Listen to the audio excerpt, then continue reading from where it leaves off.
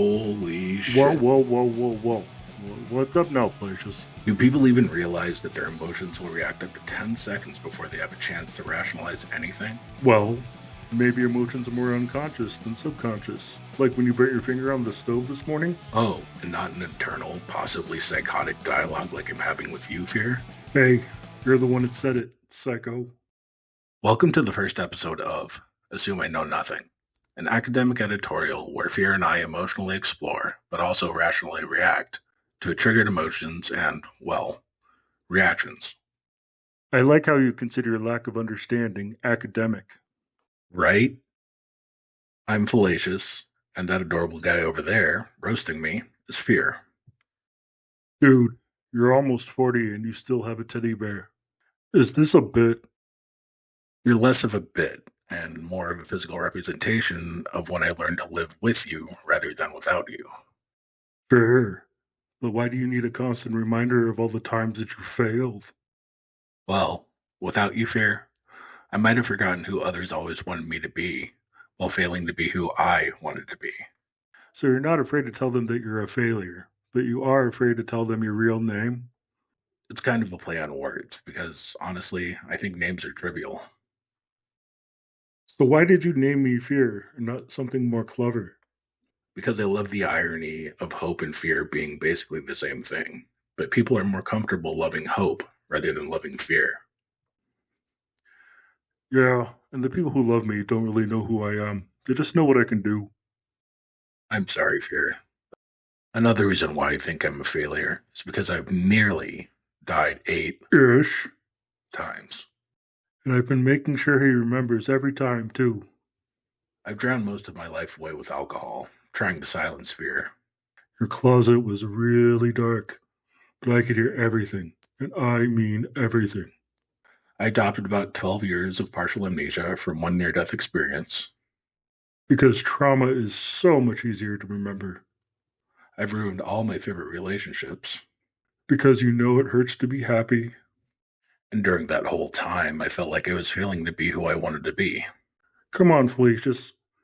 You know it freaks people out when big guys cry and get emotional. Good point. Yet here I am, failing to give up on being who I want to be. The purpose of this channel is to research not just my feelings, but feelings in general, exploring how to protect them from being abused, misinterpreted, and poorly represented. Do you actually think it's going to be healthy to project your insecurities through me in front of the entire world? I'm trying to give you a different platform to stand on, Fear, beyond allowing your influence to take over the narrative. Aren't I still taking over the narrative when you allow me to question everything you believe in? Touche, I guess. In a world that typecasts and profiles everything, people seem to know what they're talking about, but most of them only know from one perspective. I want you to come along for the ride for once, instead of, you know, doing the legwork. On this channel, I'm going to evaluate feelings by researching my core values. Aren't you worried you'll be biased? Another good point, Fear.